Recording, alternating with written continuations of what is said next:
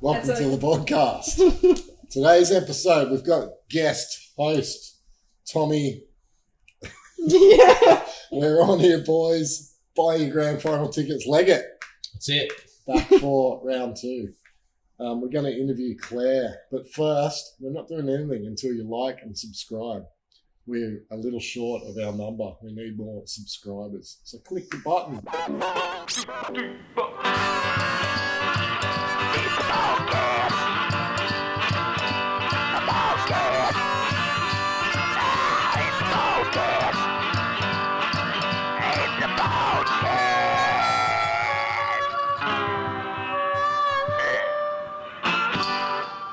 Anyway, all right, sorry, let's get going. So Claire,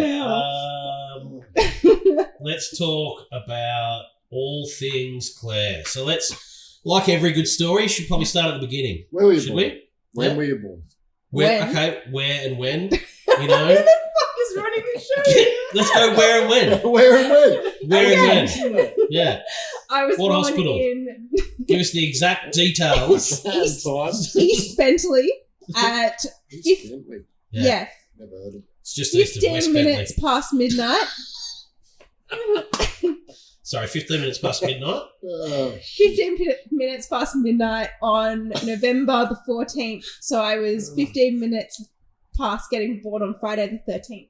Ooh. Yeah. That's a fun little fact. Missed that by Yeah. 15 Off minutes. to a flyer. We didn't get that Yeah. last time round. Well, there you go. You didn't ask. No. Well, see? East Lucky we're Bentley. not organised. 1992 There you No, go. in Melbourne. So that makes you Gen Z.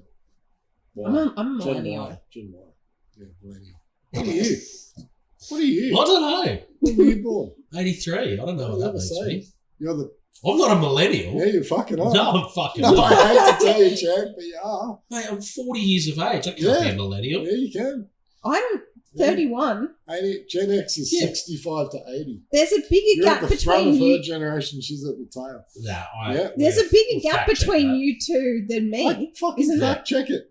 Well, Google. Wikipedia will tell us later. Hey, no, don't even bother, everyone. Trust me. Yeah. 65 to 80, Gen X. Okay. Gen Y. Shit, so, 90, 81 to yeah. probably 94 or something, 95. Yeah. Sucked Why, in. that's probably why I'm so can't. emotionally connected. You know? I've got a massive, like, super high EQ. That's right. Do you even know what EQ is? Yeah, You know? emotional fucking bullshit. Yeah. Anyway. That's exactly what Al thinks it is. Yeah, yeah. So this that's is not about Yeah. Claire. Anyway, no. Yeah. You've derailed it. Holla. Give me a break. All right. So born 92, almost Yeah. Friday the 13th. Almost. Yeah. East Bentley, East Bentley. Melbourne, Yeah. Yeah. Victoria. Yeah. Lived there till I was 16 and then moved to Sydney.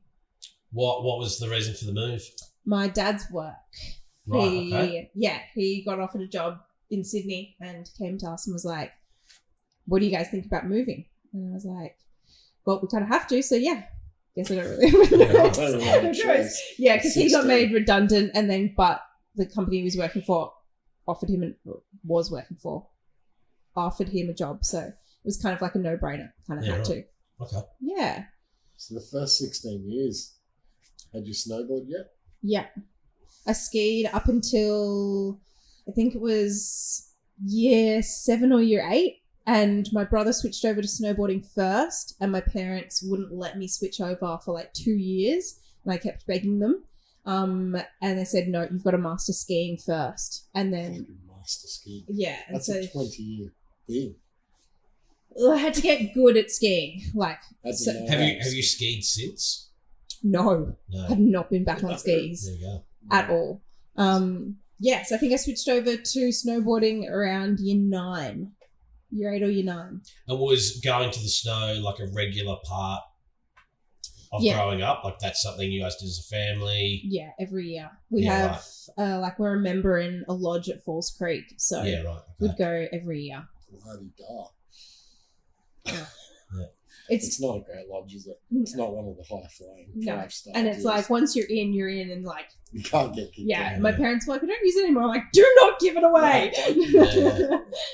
Yeah. That's something you should hang on to. Yeah. Just a side note, I actually love Mount Hotham. Do you know why? Tell us. Because I've got an airport. It's You got can an fly airport. in. Yeah, right. So So good. how close is the airport to Like 10 minutes. Yeah. It's like you fly in with a 10-minute bus. It's the best. Anyway. What do you care? You don't go there. Oh, because I hate I know, but like on a bus or in a car driving forever. No. Fly me in, fly me out. That's it. Just Living my life. Yeah. Just guest appearances on every podcast. Yeah, that's it. Yeah, that's right. Flying Just show together. up, Yeah. do your thing, Rock leave, in, shred the beginner slopes for 20 minutes, and then hit the bar. drink beer, Boom. and you're out. That's it. That's the life of Tommy. Yeah, so when are we going off? Okay, cool. So So something. you lodge Falls Creek. Yeah. Well, Yeah. done. So grew up. It's not going to help you. I've never ridden Boardboard, never ridden Hotham. I've only ridden Buller. Awful. Yeah. Isn't that just a little... I don't know what it is, but it's there, isn't it? I've never been But then you can get a chopper from Hotham to Falls Creek. So you're plane Okay. chopper. Yeah, right. Okay. You know, Cool. Yeah, I just didn't anyway. realise you're on James Packer. Get a shopper. Yeah. Yeah. No, okay, so all right, so snowboarding year 9, then moved to Sydney. Is that then the first time you went to slopes in New South Wales I once you moved here? didn't go snowboarding in year 11 and 12. So once I left Melbourne, I moved to Sydney, didn't get a job. Like I worked in a cafe sort of thing. I worked at Trigger Brothers down in Melbourne for like 2 years or Yeah, something. skipped past that bit. Yeah, I did my work experience there. So I'd worked in like a snow shop, skate shop, surf shop sort of thing. But only like a couple of days sort of thing, or a couple of hours a week sort of thing. So not much. Under the legendary Chunk, who was a former guest of this Yeah. podcast. He Yeah. refused to talk about anything to do with his job Yeah. and just talked about jets. Yeah, one of the great episodes. Yeah. Get back and have a look at that one. Yeah. That's it. Well, you jet enthusiast. Yes. Yeah. Yeah. Submarines. You're What like- else did we Yeah. talk about? It was Anything random, listen to that really episode. Yeah.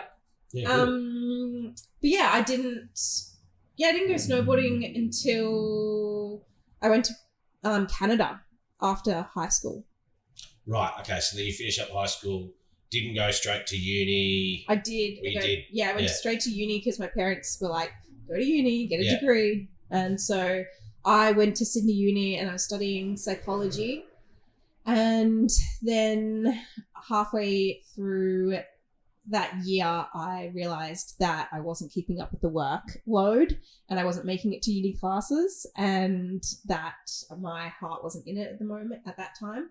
And so I dropped out halfway through the year. And I was working at Borders by this time. I got a job straight out of high school at Borders. Yeah. And was studying uni and doing that like casual or something like that. And then halfway through the year, I was like, fuck this. I'm going to go overseas and do a season. So I went to Canada. So I just quit uni halfway through and then I worked at Brookie Pub and Borders until I left. Right, okay. And so then doing psychology, obviously you drop out of doing psychology, but you were still doing it when you first started working at Borders. So given your experience in psychology, were there not red flags about coming to work for someone like Al? Or did you just I think, fucking knew that was coming. Like 10, 20 seconds before you even asked. The moment you, like- I was just trying to frame it up, you know? Yeah, you didn't do a great job. Like, right? No, because I didn't get I got a better run into it last time we did it. The moment I started, I was like, this is a great case study. Yeah, great. That's This is actually one of Yeah. the reasons why I think Al and I built a relationship quite quickly is because we'd talk about a lot of things in depth. So you basically were his therapist. Yeah. So you were employed to help people choose skateboards and snowboards and also act as our therapist. So Yeah, Yeah. that's probably true. We did get on. yeah. And yeah, the therapy. Yeah. So then you did a season in Canada? Whereabouts? Whistler. Yeah. Yeah. So yeah, went for 6 months and did the full season there. And then came back and got my job back at Borders because Al gave it back to me. He pretty much said when I left that I had a job when I came back. Same deal as you. Yeah. Like, no one burnt the shop down in the middle of it. yeah. No, well, We didn't have any bad neighbours upstairs pouring water down the back of the fridge. Yeah. So yeah, she got her job back. Yeah. Didn't make her go do any labouring work. Anyway, I knew Claire was good from day one. yeah. So okay, Last yeah. Tell us the hiring. We've told this story possibly on one of the other ones, but if you haven't watched it, she just walked in one day off the street, and I think I called Mark within an hour maybe and said, "Hey, we got this girl came in. We should employ her. She seems pretty bright," which is different to most of the staff we had at the time. Well, there was some pretty bad skateboarder staff at the time, so we just put her on straight away, and I think we got rid of someone to give her a job, or I don't know about just shuffled some shifts around or whatever. But yeah, I knew straight away. I was like, well, she's way smarter than anyone who works here, and she had snow experience, which for us was like, it still is. If you walk in that front door tomorrow and go, "I've fucking had a job in a snowboard shop, I'm looking for work," there's a fairly good chance you're getting an interview, because they're so few and far between. People don't generally, who want to go to the snow a lot, don't want to work in the snowboard shop because they'll have to work when they could be snowboarding. Yeah. There's a difference between like snowboarding and being able to sell a snowboard too. Yeah. So. Yeah, I kind of sensed straight away that he knew a little bit more than the average idiot that I was dealing with. So then you come back from Whistler. Yeah. Straight back into the shop, and the shop is located here in Brookie across the road. Is that?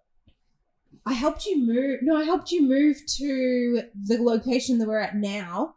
But you definitely worked over there. Yeah, I worked over there. I worked for a year. We're all just pointing like everyone knows. Knows where we are. Over It's across the road. there. Yeah. It was You worked at 503. 503 Pittwater Road. Yeah, I worked there for a year, and then at the end of that year, which was 2011, I helped you guys move across to the new store. But before that, we had the Nile Shred Prem. Yeah, right.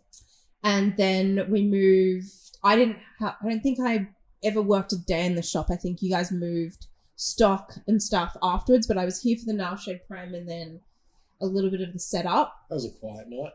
Very quiet. We've done, we could do a whole episode on that night. Yeah, that was a wild. Yeah, and then left for Canada. I don't think we spoke while we were That's over in not Canada. true. Because you told me that apparently you had a phone. Yeah, of course I had a phone, but I don't think we'd built the friendship that we've built now.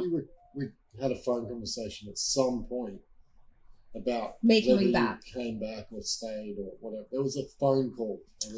Towards the end of my season, I was like, fuck it, I'm not coming home. I'm going to go to Mexico for 2 months and then come back and do the summer in Canada, and I wasn't going to come home. And then I got like a month out and I was like, oh, fuck, I probably shouldn't just run away from reality. But if you're going to, about to. Mexico's a solid place to do it. Yeah, me and my friend were just going to fly to Mexico and camp on beaches and just do whatever, and then go back. Safe.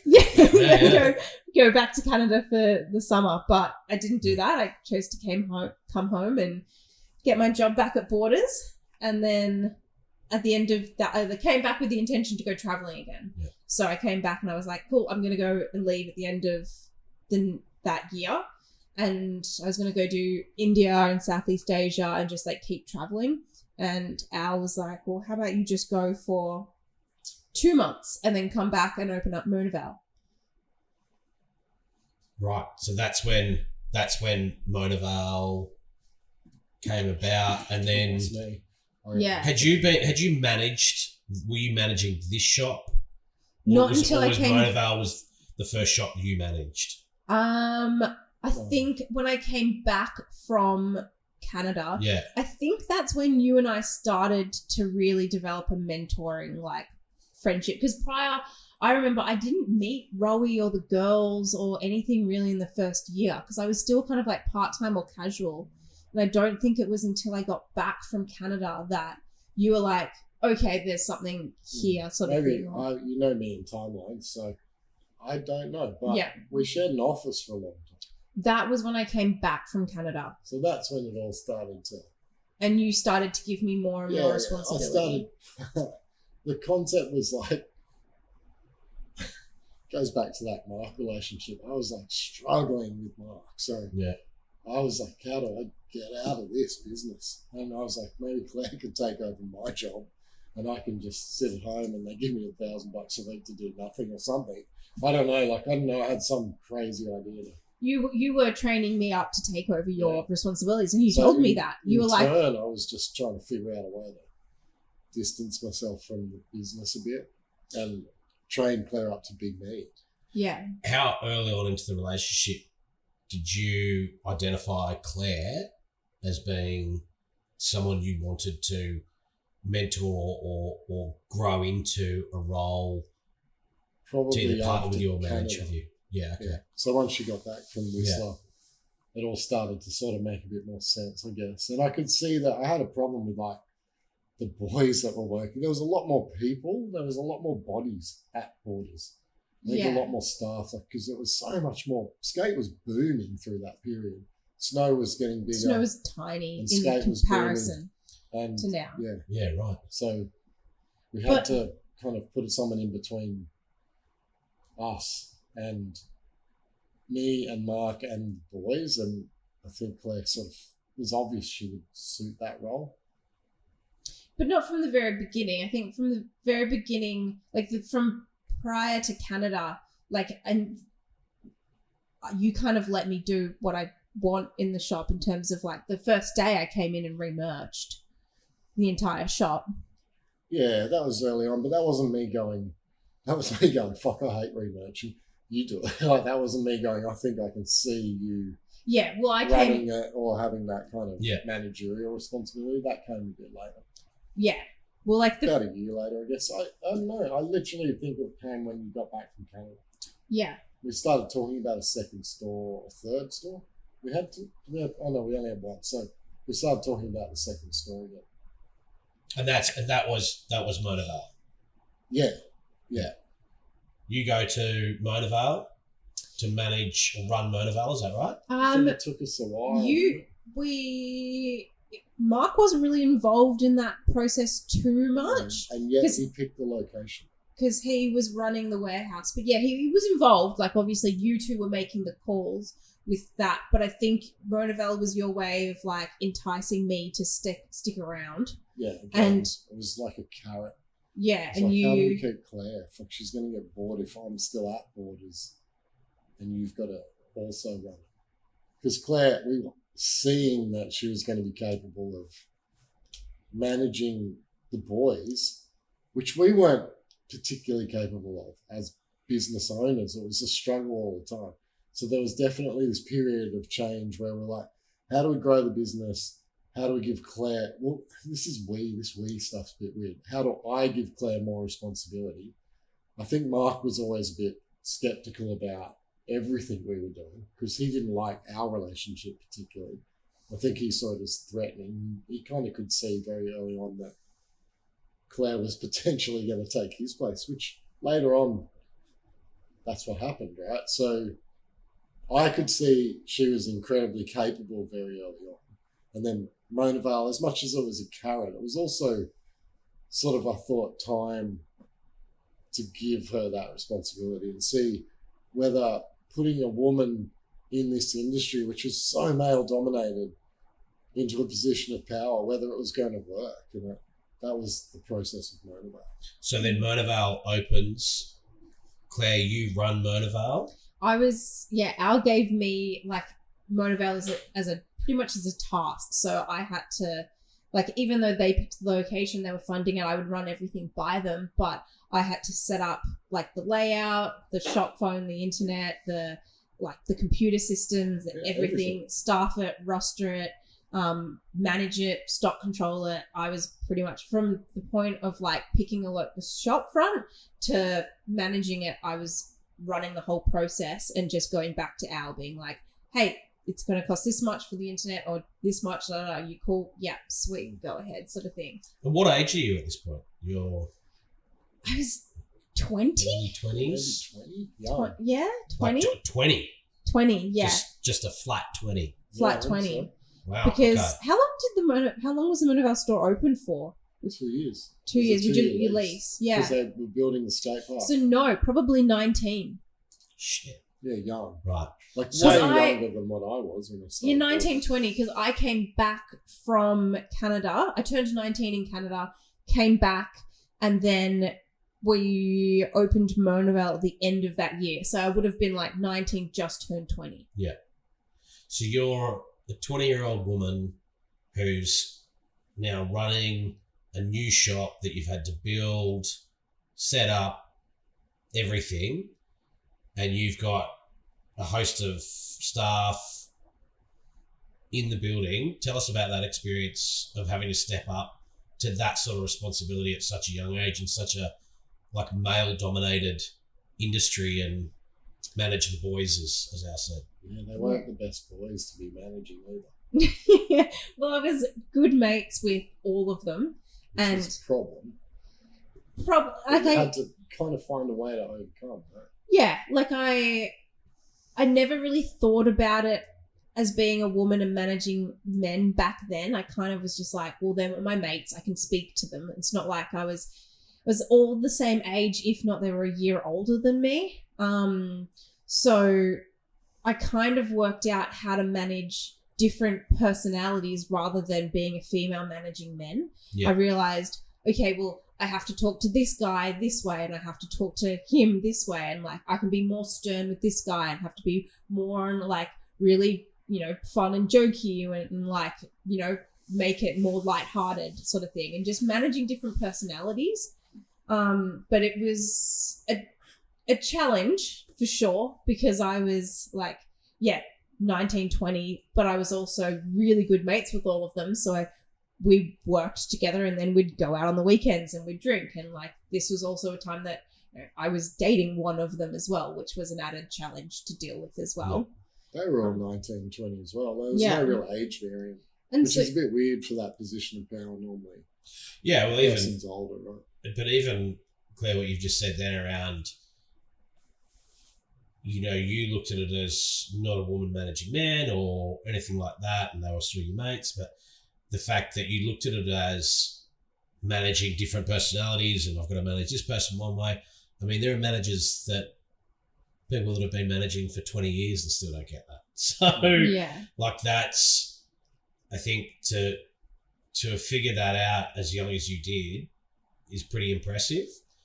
And yeah, I mean, obviously, Al, you saw a lot in her ability in that role doing that. Yeah, that was the kind of light bulb moment, I guess, was seeing her manage like 3 or 4 of the hardest big personalities these guys all had. They were not little personality guys. So you're like, shit, these are the kind of guys who will accidentally just leave a shop open and fucking get on a bus, which happened. Like these sort of things were happening and she was dealing with it like it was her own business. And it was like light bulb moment where I'm like, oh, fuck, this girl's got way more ability than any of the boys that I was employing and anyone I'd ever worked with to that point.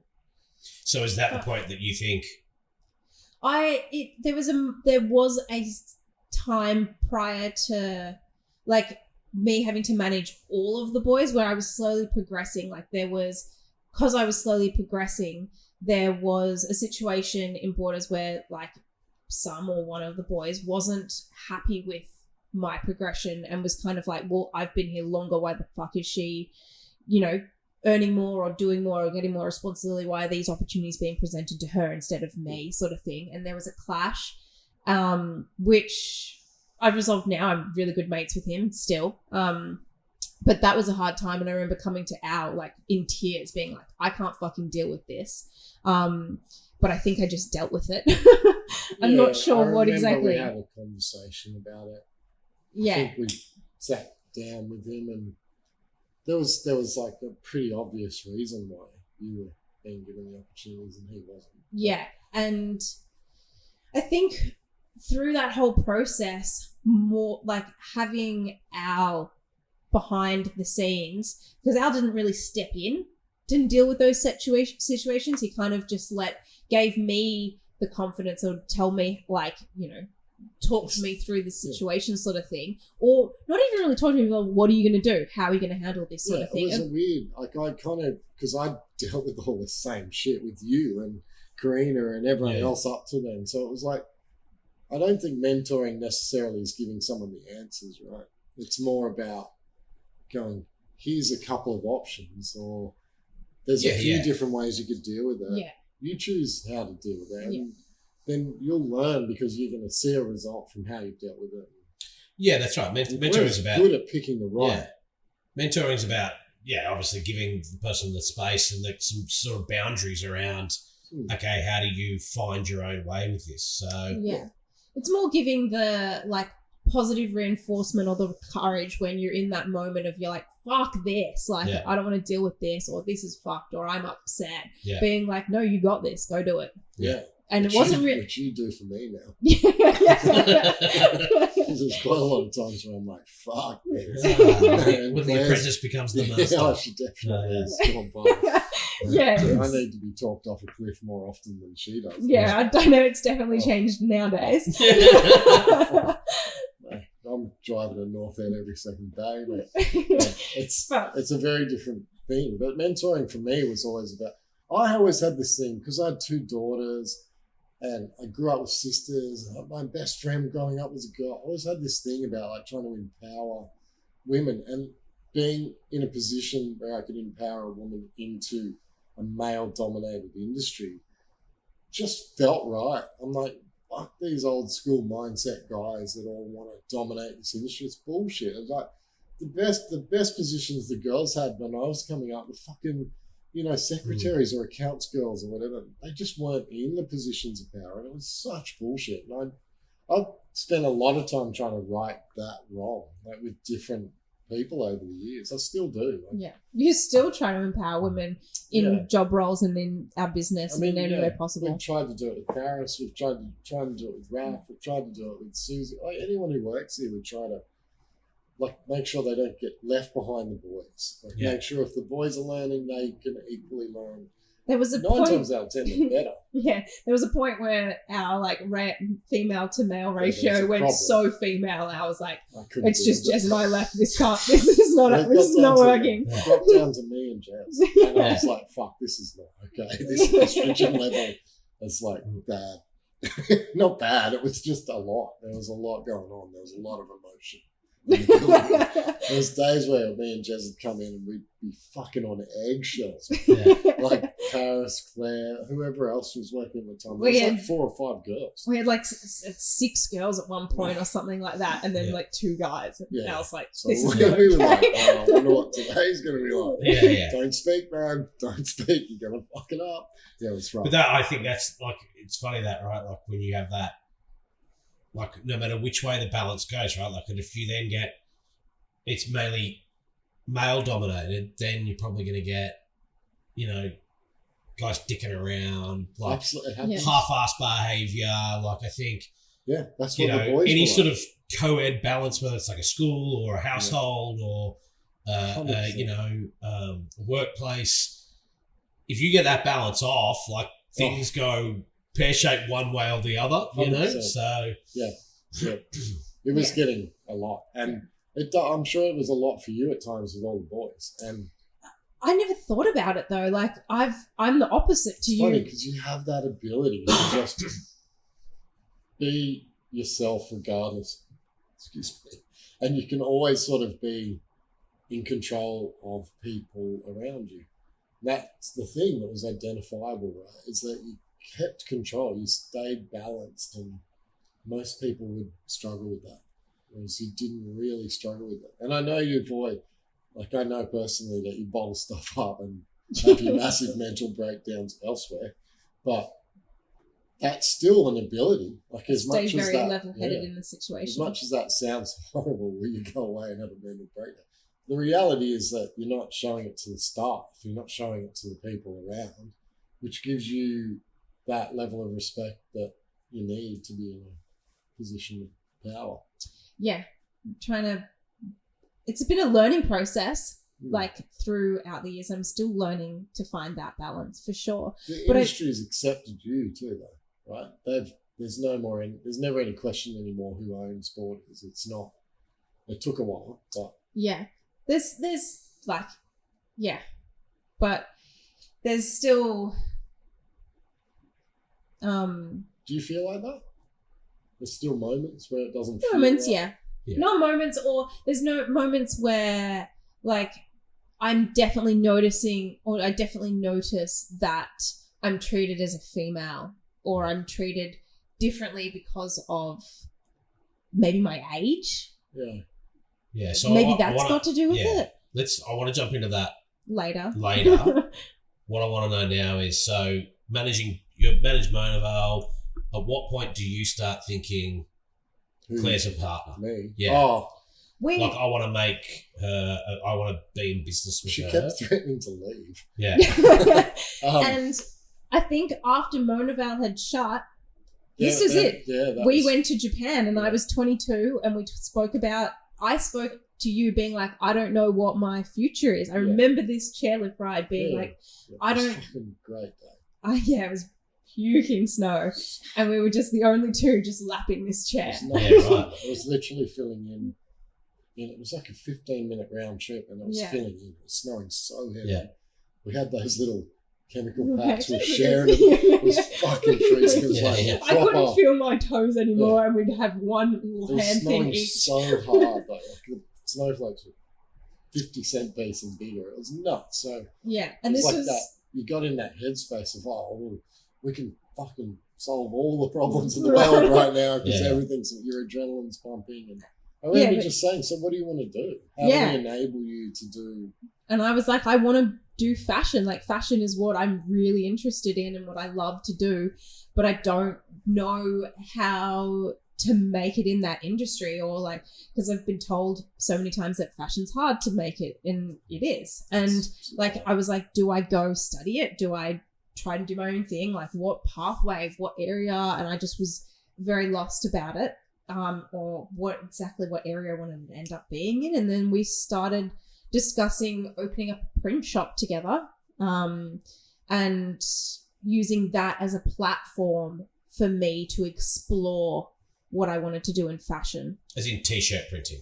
T-shirt printing, because Al had done that before, Yeah. and he knew it. So we started looking at machines when we got back, and then it was February 2015 or something like that. I remember the date, DTG And that's was when- really yeah, yeah. new. And that's when Plan C was Yeah. born. and that was a combination of Al, myself, and Mark. And then within like two weeks. something like that, we bought Mark out, Yeah. and so Because it was Plan CAM first, wasn't it? yeah, Claire, Al, Mark. Mark, yeah.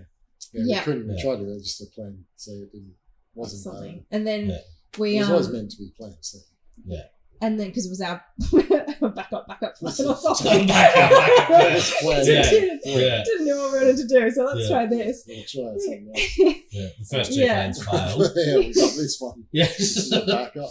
Yeah. But yeah, that was Claire was studying, right?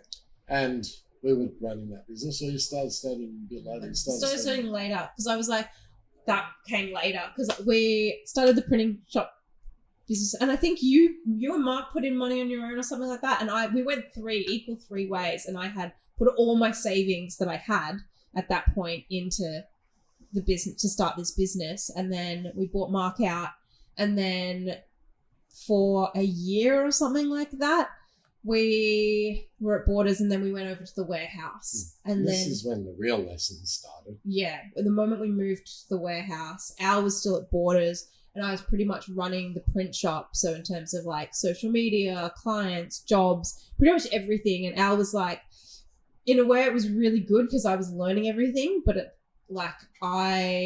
Al said, treat me as a labor force. Any questions, any business decisions, come to me. That's sweet. We'll talk them through. But But it's yours. you're the driving force. You run it. You do with it what you want. So I pretty much had free reign, but in that, the side of it was also like I was doing it on my own. So I was Yeah. like, hey, I'm going to do this. I'm going to do this. And I was like, yep, cool. Go for it. Like, do whatever I you want. wasn't pulling any reins. I was just like, yep, to it. It became quite successful. It was actually doing pretty well at one point. Like it could have been, it should have been, and it will be again, a really powerful little business that could make quite a lot of money. And Claire understood how to get the clients. It was just a lot for someone. Yeah. And I think also in that journey there, don't underestimate your suppliers during that period of time. So obviously, they really helped build that business, right? Yeah. So for those who don't know, I sold them your second and your third printer, I think. And all of our vinyl and all of our ink. Yeah. Because I remember that's when we first met, right? And I came over, I think I spoke to you and you're like, I'm at the print shop, and I come over and then I'm like, what's this? When did you buy this? And you're like, oh, like a while ago. I'm like, mate, I sell these. What are you doing? It's like, I didn't know you sold these. No, I didn't. I thought you sold stickers. Yeah. Anyway, that was, I think you coined the phrase, I don't sell printers, mate, I sell ink. No, that was what Epson. Was that Epson famously, Epson the head of Epson said that to me once. He said, people think we sell printers, but we don't. We're an ink company. Yeah. And aren't they? I reckon we spent, whatever those machines cost, we would have spent 100 times that on ink already. Yeah. Easily. Yeah. And that ink cost them fucking nothing. Criminal. So then talk us through this period, right? So now you're hauling us. You guys are partners now. Mark's gone. Yeah. So in the print shop in Plan C at the time, we were 50-50. Yeah. And then I was still working at Borders for like a year while building that up. And then Al and I would go print jobs after work and things like that. And then it got too much. And so I quit Borders. So you're running the print shop and then still working at Borders, but you're just an employee of Borders, but a business partner. Yeah, because also doing basically everything at the print shop. Yeah, and then once the print shop got to the point where it was getting enough jobs, I quit Borders. I chose to leave Borders and go full time at the print shop. It wasn't bringing in consistent enough. No, it was starting to do enough to go, maybe if you put full time into this, it'll pay enough to do it. And then it's like spasmodic work. It was always, there's only one of you, so you can only do so much. So it was hard to kind of regulate it. So there was dips and peaks in the money. Yeah, we weren't taking out, we both weren't taking out a regular wage, but every so often once you'd get a few jobs in,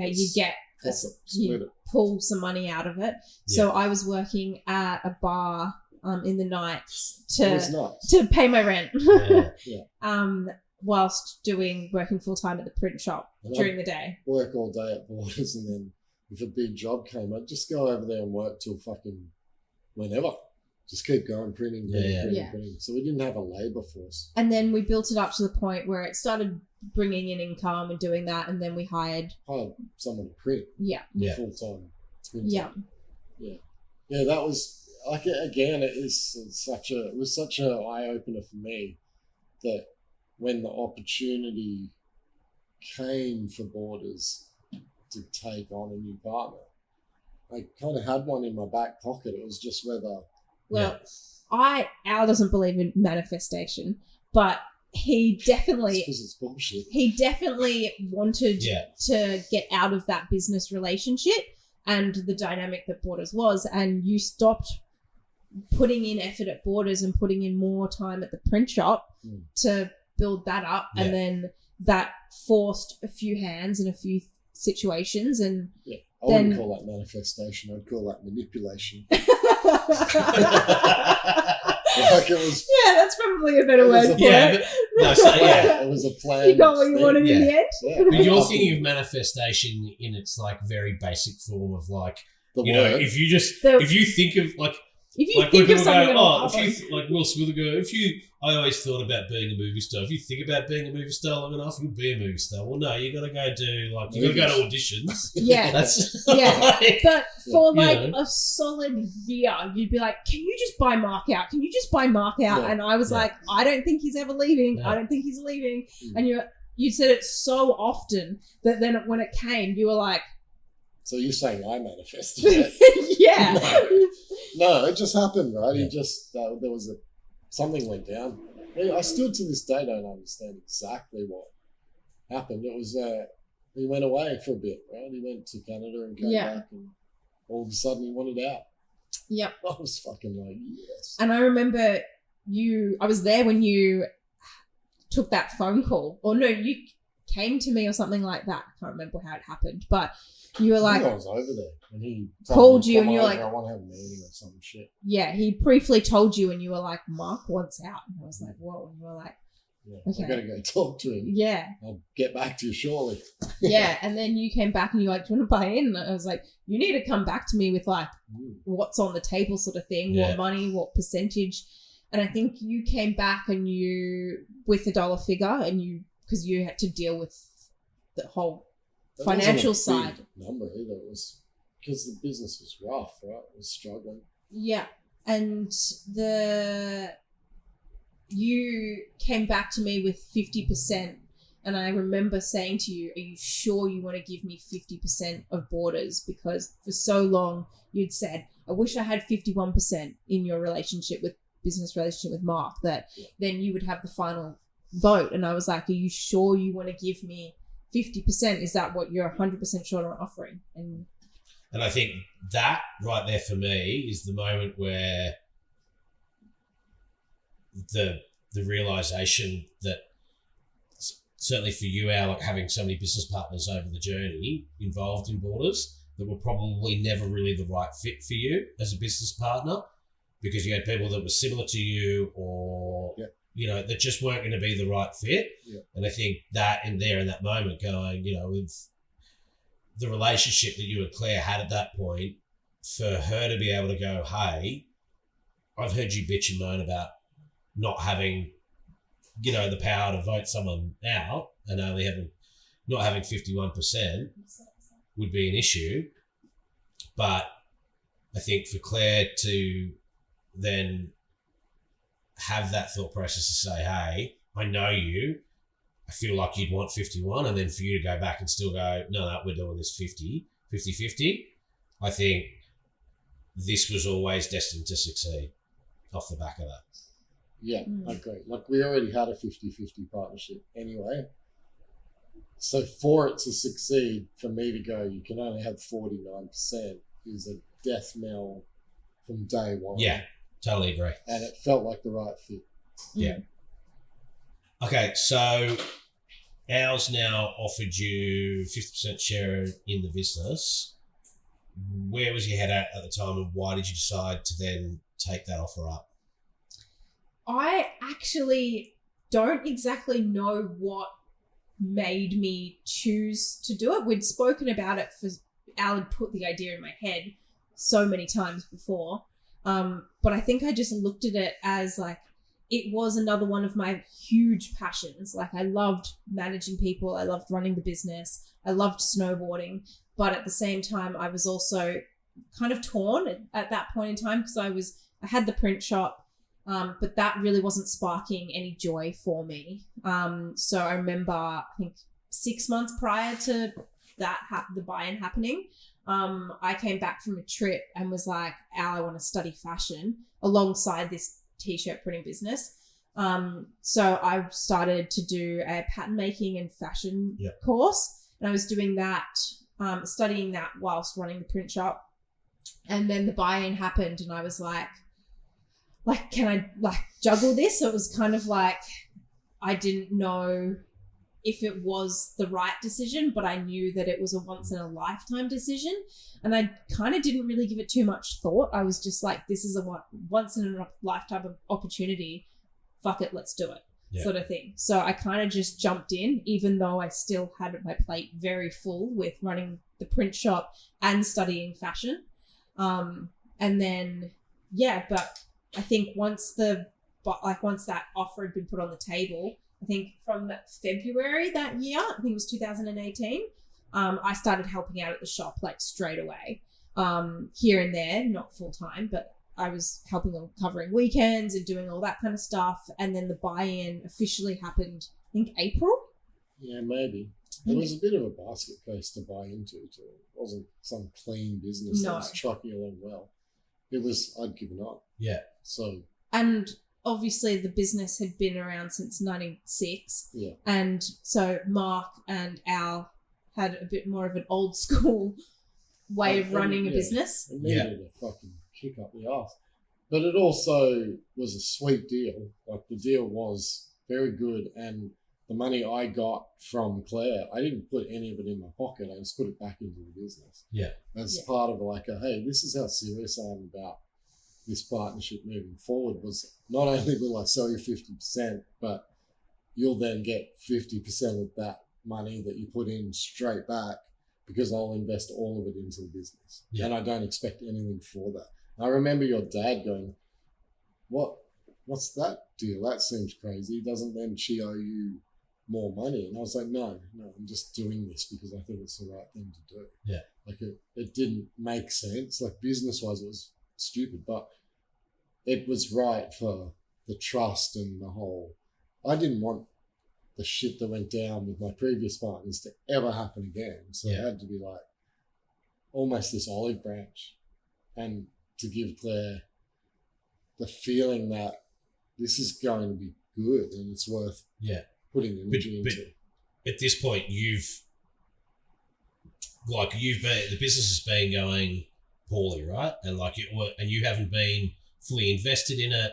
And by bringing Claire in, it's then reinvesting you into the business. Yeah. And also you're getting somebody in who on their first day ever working at Borders then changed the shop, right? Yeah. Changed the layout of the shop. So getting Claire in as a partner then, I think, creates re-inspires you and I knew what I was getting. Reinvigorates the shop. The whole thing made sense to me. There was never any doubt. I remember I instantly, from coming on board, the moment I came on board into Borders, I was like, this is how you're doing accounts? We're changing this. Yeah. There was so many problems initially. Yeah. But there was also a massive problem that the print shop needed to be run. Yeah, so I was... I'd walked away almost immediately. I was like, I got to get back to Borders. I need to save this business quickly. Yeah. And like, it was not in a great position, but like, I remember the figure of the turnover for when I bought in, and it wasn't nothing. It was still a very good business. Like, it had a lot of potential. It just hadn't been having love and care and energy put into it. Yeah. So the bones and the structure and the foundation were solid and were there. It just was there too. Yeah, it just didn't have anyone driving it or giving it attention or energy that it needed. So I saw the potential, and that's why I jumped in. Yeah. But it was basically pretty much what happened in that situation, in that moment, that month or whenever it happened. You were like, I remember you going, you run the print shop, I've got Borders. And I was like, I've just bought into this business. Can't not show face. I've got to show face. And I remember Jez also being like, is Claire going to show up to work? She owns half the business now. And you were like, nah, she's got the print shop, she's there. And I could feel that tension when I walked in. It was immediate problem. I actually made more mistakes when that all happened than I'd ever made, I think. I just made more bad decisions because I was probably a little bit nervous and panicky. So then, let me ask this: if you corrected the decisions, but this is the thing, right? So you guys are partners. You corrected my mistakes. What mistakes are you? Just by not having a humor and not having, like, Claire was basically inserting herself, going, "No, I need to be there." Yeah, and I'm like, "Oh fuck yeah, maybe she does need to be there." Like, I just was making rookie errors. Yeah. And I was like, I can feel the tension of the staff of me showing up being like, hey, this needs to be done, this needs to be done, this needs to be done. And they're like, and then I would leave and go to the print shop. And I was like, I can't do this because, they're being like, what the fuck? She can just show up here at midday, tell us what to do and leave. That's what, that's not okay. So I was like, I need to be there constantly. And then I was juggling, trying to show face at Borders, studying fashion and running the print shop. Yeah, and so you guys, you're obviously partners. You're already business partners in a t-shirt business that was sort of, you'd started together, and now you've bought into a business, an established business that Al's been, an owner of for its entirety. You're also then trying to study fashion. You're trying to rebuild Borders. You're trying to run a t-shirt business. Like this sounds like strain on your life. You've just said it so many times, and I'm like, there's a running theme here between Al and I. But did this now change the dynamic between you two? Yeah, massively. You've just said it like a second ago, where you were stressed and you were panicky, because I think you still you had this mentoring role still through our whole business partnership through the print shop, that you were like, I'll be here as backup. I'm mentoring you through this. You make the decisions and make the mistakes, and you learn and grow and da-da-da. And then overnight you were expected to make all the decisions. Yeah, but then also I think you still had that in you, because you were panicky, because you also knew that for me to buy in, I didn't have savings. I didn't. I went and got a loan out, and that was how I bought in. So I immediately had a loan I had to pay off with interest. So he knew the financial position that I'd personally put myself in. But then there was this thing where I did start showing face, and I was like, yep, sweet. So overnight our relationship did change, because the conversations then went from, hey, Claire, we've got to order this and we've got to spend this much. What's your opinion? Let's go. We've got to order. The numbers went from the print shop numbers that were, you turned over 5-10 grand a week, whatever. It was doing okay, but those numbers are very easy to wrap your head around to, hey, we're going to spend $500,000 on snowboards for next season. And probably for a year and a half away. Yeah, this is 20, whatever. You're buying 2020 and it's 2018. And we've got to spend about $500,000 on all the other shit. So we've got to go spend $1 million this month. How do you feel about this? What's your opinion? And it's like, holy what do you want to shit, buy? And I'm like, such a different. Holy fuck. Just thrown. And then she'd go, how did you guys used to do it? I'd go, just wing it, gut instinct. And what? The fuck? And that changed, because you're so gut instinct, and because you'd been doing it for 20 years or whatever, you're like, your gut instinct was locked in, and you're like, what's your opinion? And I'm like, I have to offer my gut instinct, where I haven't been in the shop for a few years now. Yeah. So it was fucking insane. And the next 6 months of us trying to work out that dynamic, because I felt like I instantly lost a mentor, and I instantly had to be at the level that Al was of owning and running a business for 20 years. I had to make the same calls, the same shots, have the same authority and power and knowledge instantly that Al had. Yeah. And my mistake was that I forgot the human element of the thing. I'm like, well, what do you mean? In my head, the male brain, what do you mean you don't know what to do? I've spent the last 10 years mentoring you or whatever. Surely you know. And I'm not thinking, holy fuck, there's a ton of pressure involved in this that I've just become accustomed to and deal with or whatever. However, I emotionally dealt with the pressure of buying $1 million worth of shit or doing all those things.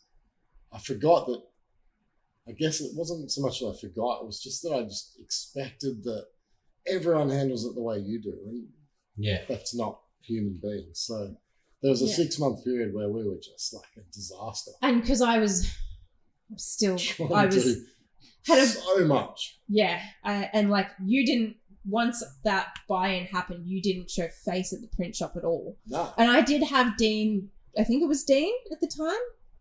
Someone printing for us. So I wasn't doing the labor, but I was still running it and doing all the marketing and social media and ordering and everything.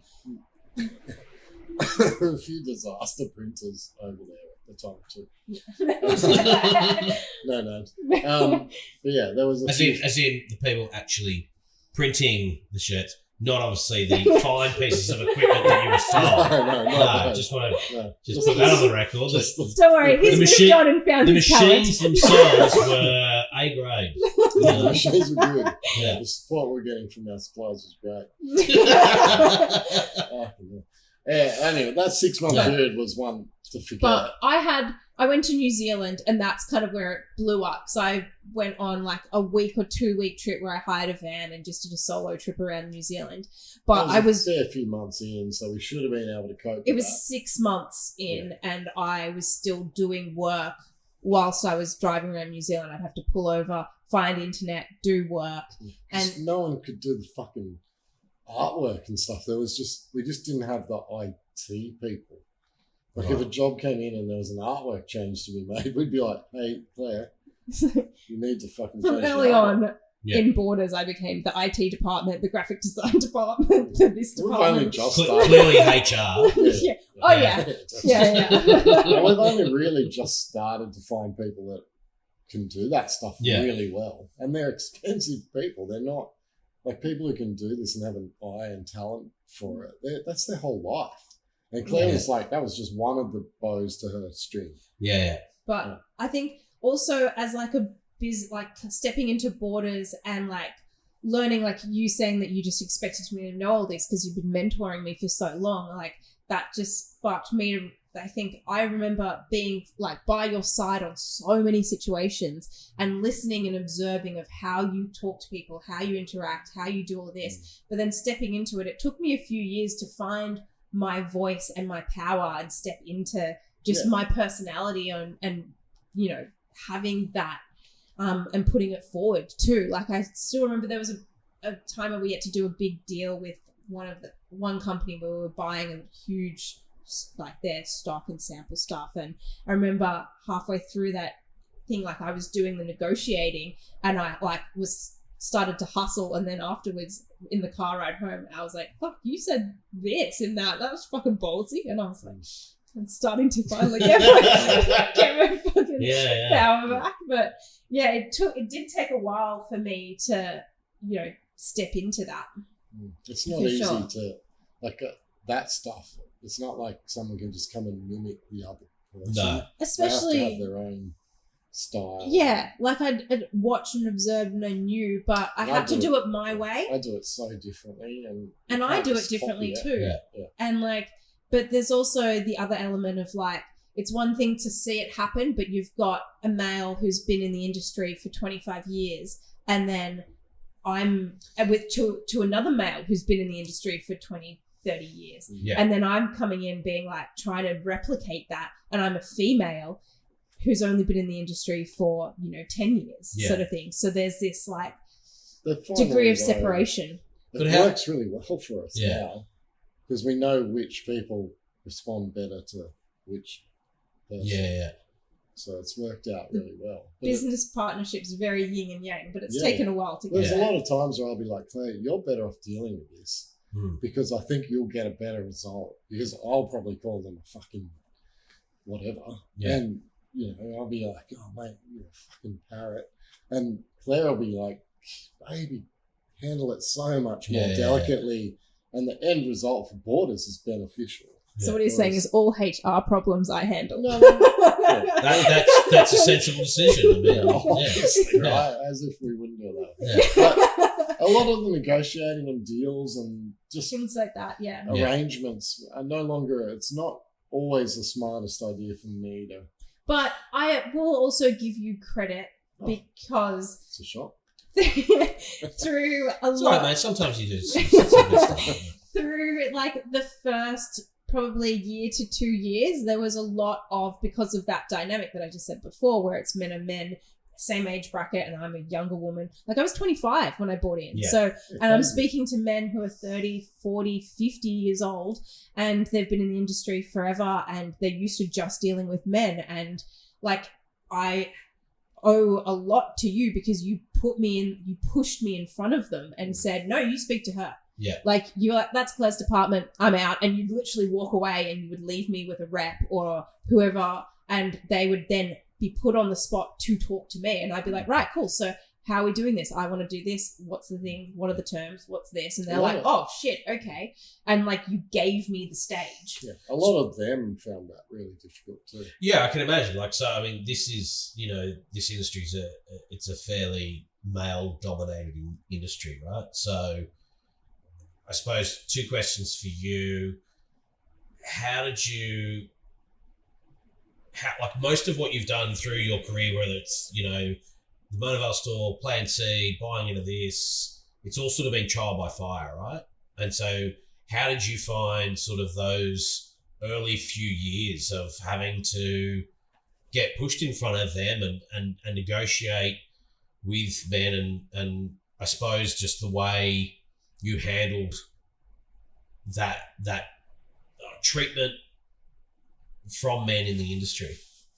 I think because I've been in the industry for so long, I kind of was used to dealing with men and like having those situations set up where I've had Al as a mentor for so long being like, no, you got this, like you're sweet, and had my back behind the scenes for so long that, you know, when he opened up those opportunities to be like, there you go, it was like, yeah, cool, I've got this. And I would just go, hey, all right, cool. And I'm an outgoing person, I'm a confident person. So by him giving me the stage and walking away, it made it super easy for me in those situations. But there definitely have been a lot of times where, you know, being a female hasn't been easy in the industry, or where I haven't been taken seriously, or when I've been, you know, looked down upon, or my ability's been questioned multiple times. It's definitely getting better. So much better.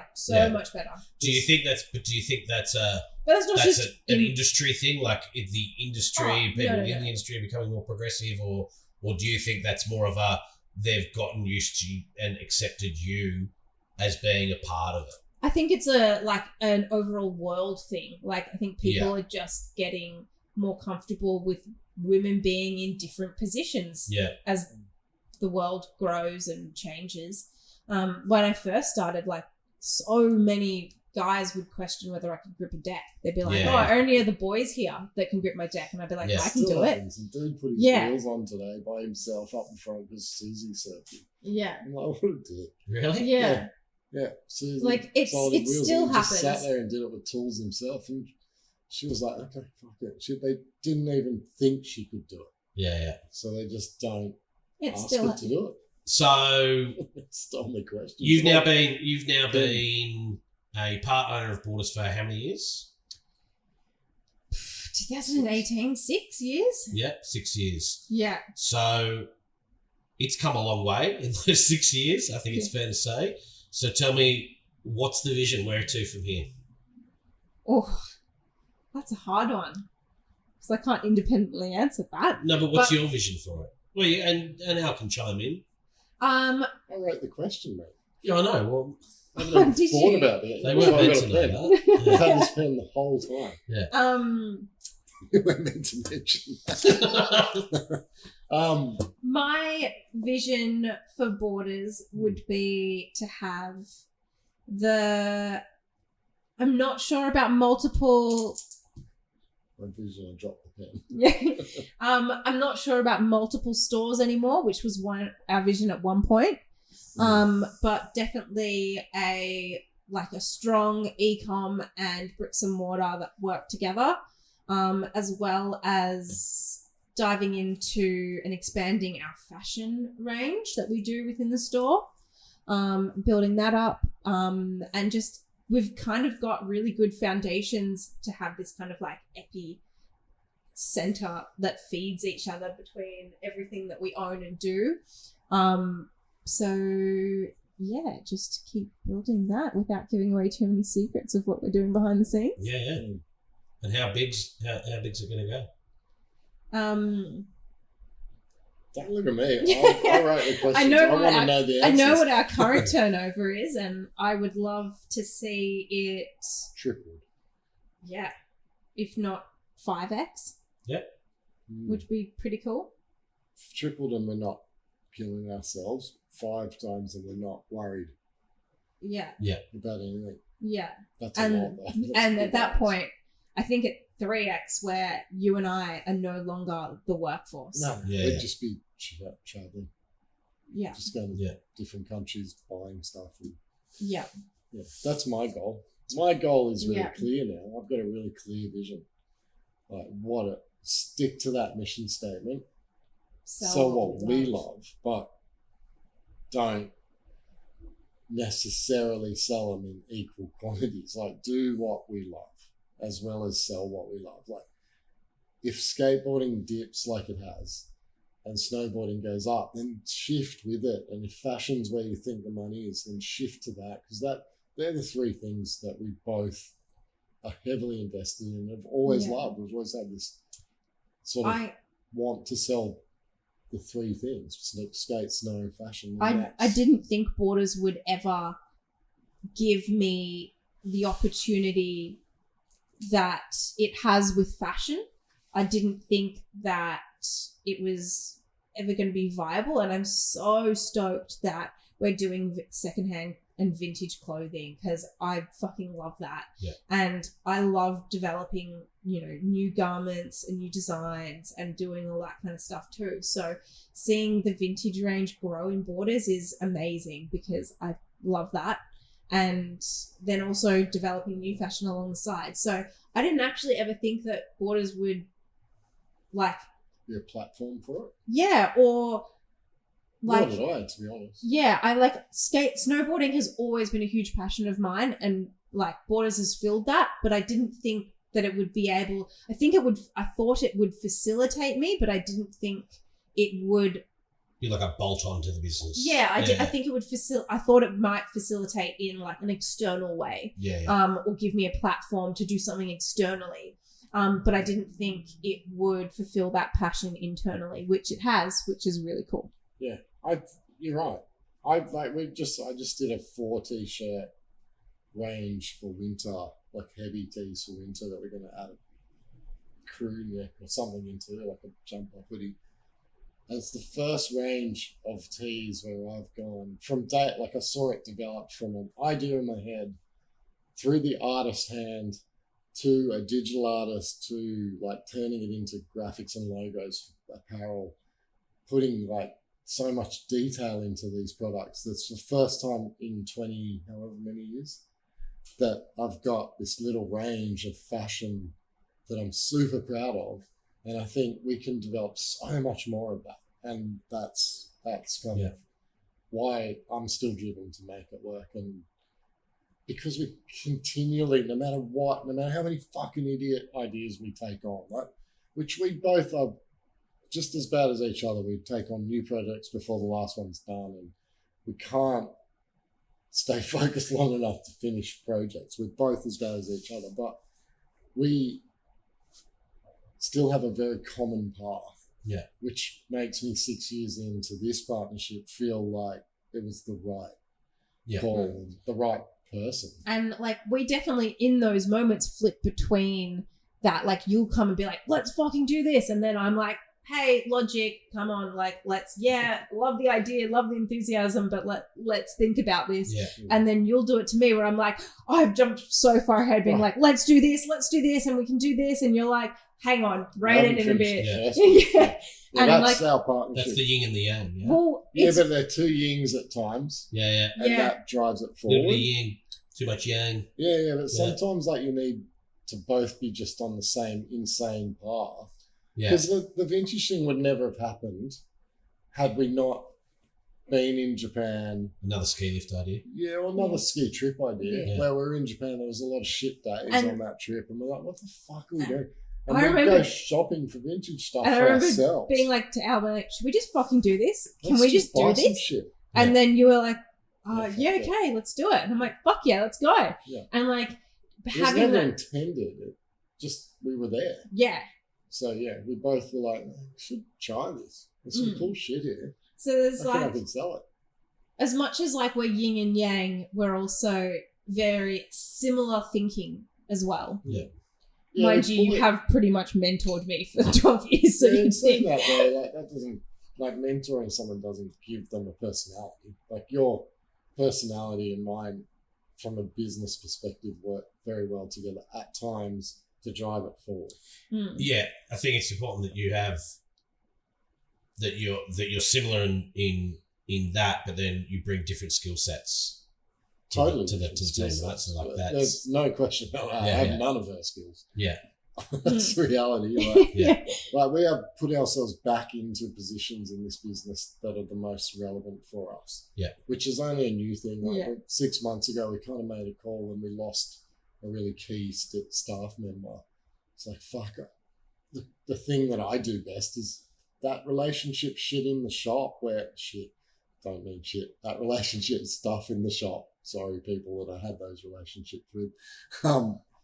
Building it up and having people trust me to buy stuff. Yeah. Claire's way better at the behind the scenes stuff and the IT/HR stuff. And it makes more sense that I'm more in touch with what we should be buying on that floor to keep the stock right and the staff happy. And it's, we're back to where we should be. We've definitely, like, we oversee everything together, but we definitely have our, like, distinct roles within the business. Thank God, because if we were doing exactly the same thing, we'd be back to having massive problems. Yeah. Well, this is the point where your last business partnership didn't work because you had the same skill sets.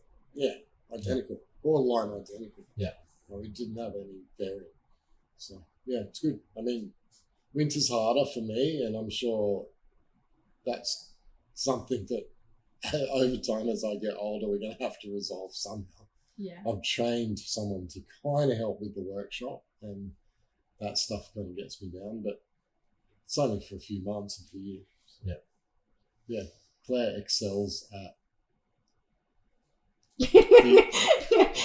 everything else. I got asked the question the other day. What do you do? Everything. No, asked the question, if Al couldn't work for a year, how would you manage? And I'd be like, the only thing that I can't do that Al can do is tune. And then it was like the question was reversed. If you couldn't work for a year, how would Al go? Broke. Quickly. I'd be fucked. Yeah, well, that's why, to a certain extent, though, the roles you're doing are partially designed with the fact that maybe in the near future or sometime in the future, you're going to have to be at home. Yeah. Yeah.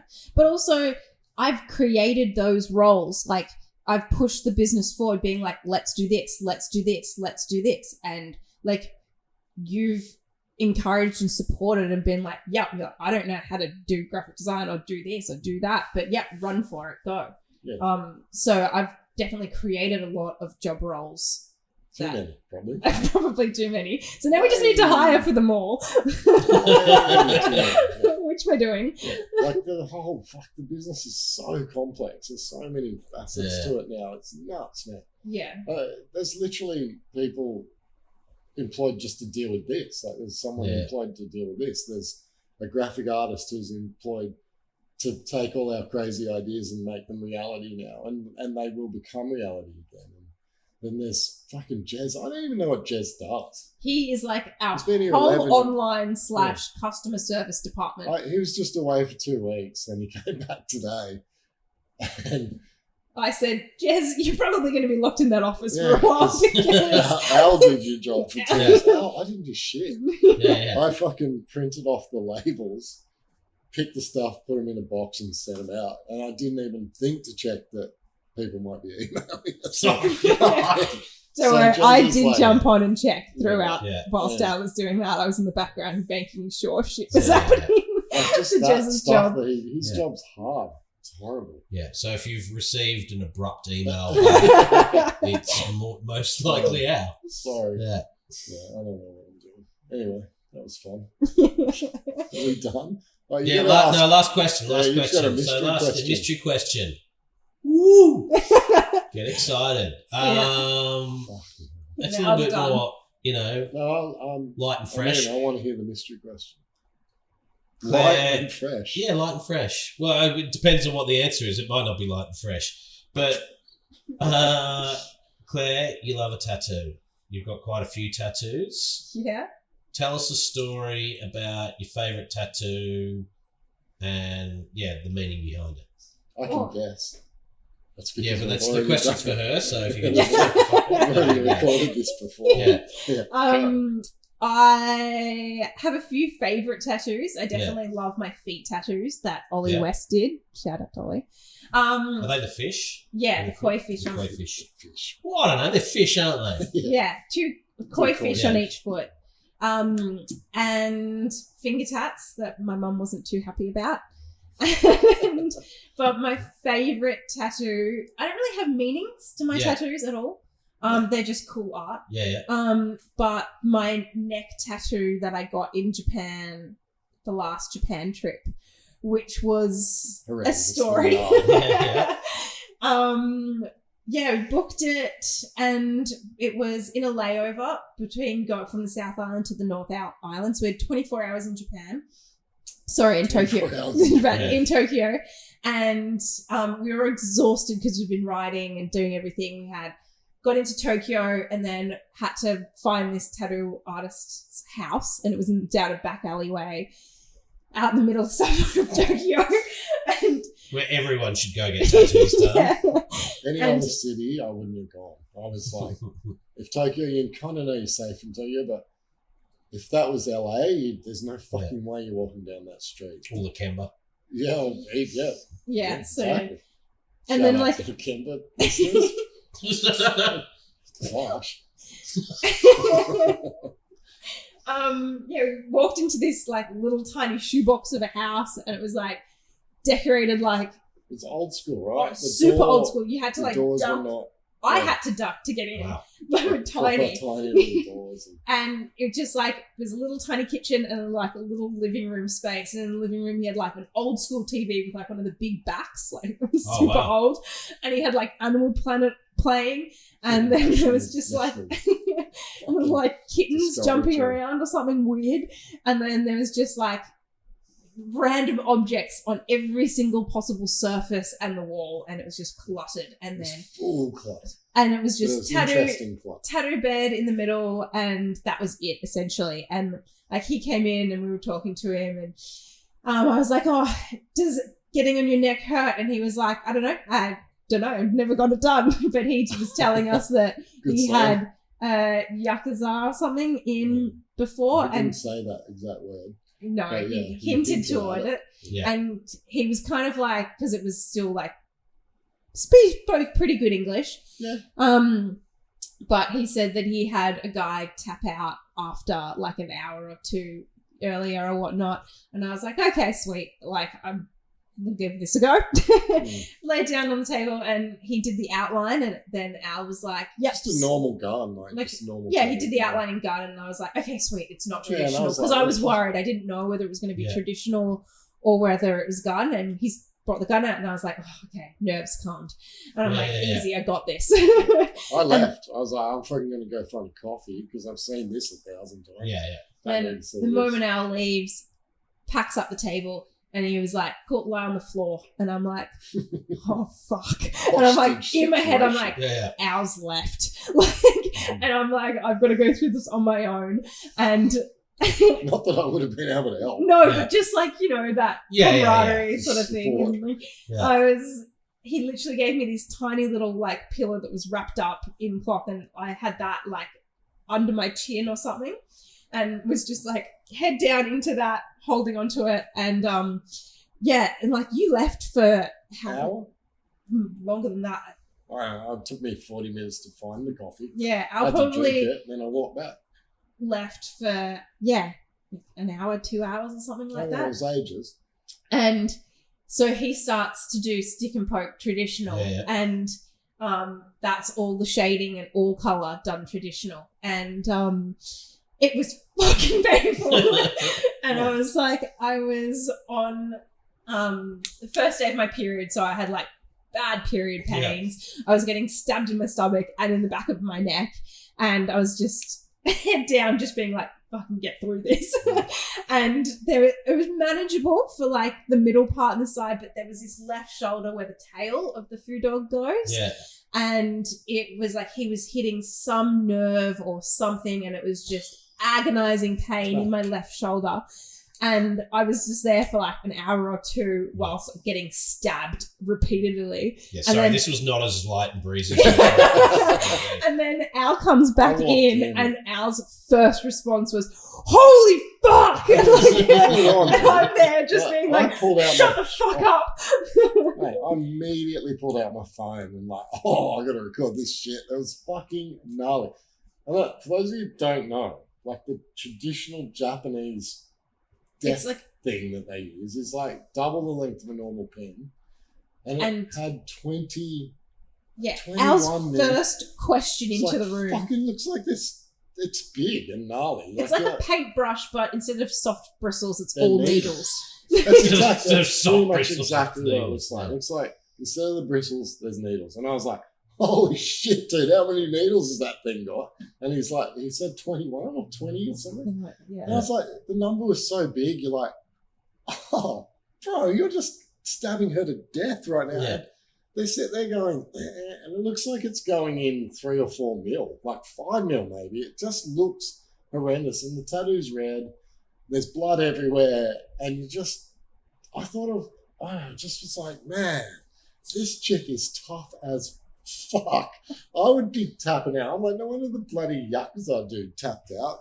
It's just gnarly. And to be getting it in the back of your neck was, it was Yeah. a lot. It wasn't a fun experience. No.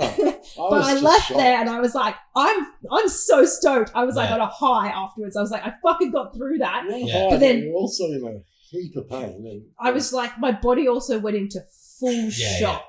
Like after eating and like, because we went and got dinner afterwards, and then like I was super stoked, super happy, but then like a couple hours later, I like crashed, and then the whole next day, my couldn't sleep whole properly, yeah. body was I couldn't sleep on my neck. I had to sleep in like a Yeah. weird position. On your face. one of those big Yeah. plastic things stuck over the Yeah. top of it. It was Yeah. all just. The next day when you told me to peel that thing off, I was like, fucking hell, man. What is this mess? Yeah, yeah. Because it all just, Bled it out. was a lot.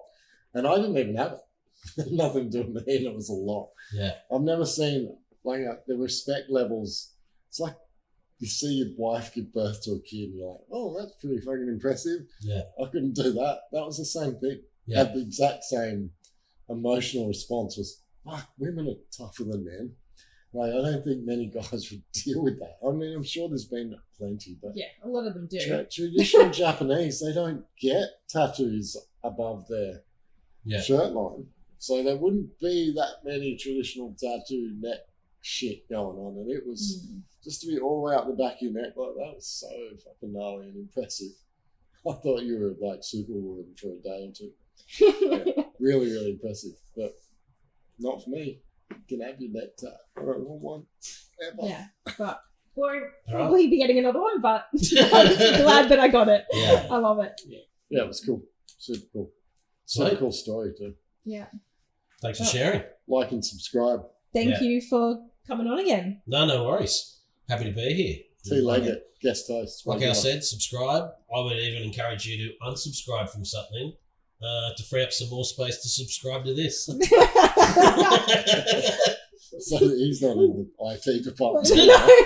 Clearly. No, but Or HR. I just feel like there'll be more things. There'll be more things that come up, you know, like I subscribe. Oh yeah, subscribe to this. Yeah, Just subscribe. cancel them all. Unsubscribe from everything and just do this one. Yeah, that's the That's only it. one, only one that matters. Yeah. Yeah. Sweet. Thank And you, guys. Hopefully the Tommy Leggett curse ends soon. What? For Manly. Oh yeah, fuck.